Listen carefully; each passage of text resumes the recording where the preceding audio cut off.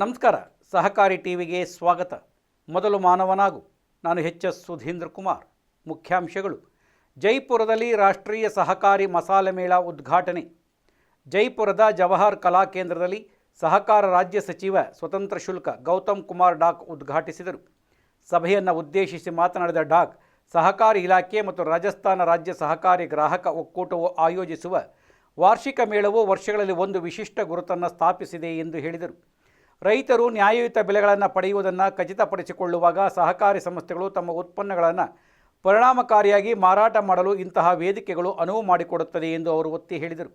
ನರೇಂದ್ರ ಮೋದಿಯವರ ವಿಕಸಿತ ಭಾರತದ ದೃಷ್ಟಿಕೋನವನ್ನು ಸಾಧಿಸುವಲ್ಲಿ ಸಹಕಾರಿ ಸಂಸ್ಥೆಗಳ ಪಾತ್ರವನ್ನು ಎತ್ತಿ ತೋರಿಸಿದ ಡಾಕ್, ರಾಷ್ಟ್ರೀಯ ಮೇಳದ ಯಶಸ್ಸು ವಿಭಾಗೀಯ ಮಟ್ಟದಲ್ಲಿ ಇದೇ ರೀತಿಯ ಕಾರ್ಯಕ್ರಮಗಳಿಗೆ ಪ್ರೇರಣೆ ನೀಡಿದೆ. ಜಿಲ್ಲಾ ಮಟ್ಟದ ಮೇಳಗಳಿಗೆ ವಿಸ್ತರಿಸುವ ಯೋಜನೆಗಳನ್ನು ಹೊಂದಿದೆ ಎಂದು ಹೇಳಿದರು.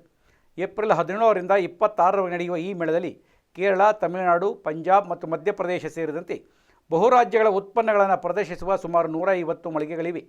ಸಂದರ್ಶಕರು ವಿವಿಧ ರೀತಿಯ ಮಸಾಲೆಗಳು ಮತ್ತು ಪ್ರಾದೇಶಿಕ ವಿಶೇಷತೆಗಳನ್ನು ಸಮಂಜಸ ಬೆಲೆಯಲ್ಲಿ ಖರೀದಿಸಬಹುದು. ಜನಪ್ರಿಯ ಆಕರ್ಷಣೆಗಳಲ್ಲಿ ಕೇರಳದ ಮೆಣಸು, ಕಾಶ್ಮೀರದ ಕೇಸರಿ, ರಾಜಸ್ಥಾನದ ಮಥಾನಿಯ ಮೆಣಸಿನಕಾಯಿಗಳಂತಹ ಪ್ರೀಮಿಯಂ ಮಸಾಲೆಗಳು ಸೇರಿವೆ. ಸಾಂಸ್ಕೃತಿಕ ಕಾರ್ಯಕ್ರಮಗಳು, ದೈನಂದಿನ ಲಕ್ಕಿ ಡ್ರಾಗಳು ಮತ್ತು ಮೆಗಾ ಬಂಪರ್ ಡ್ರಾ ಕೂಡ ಕಾರ್ಯಕ್ರಮದ ಭಾಗವಾಗಿದೆ.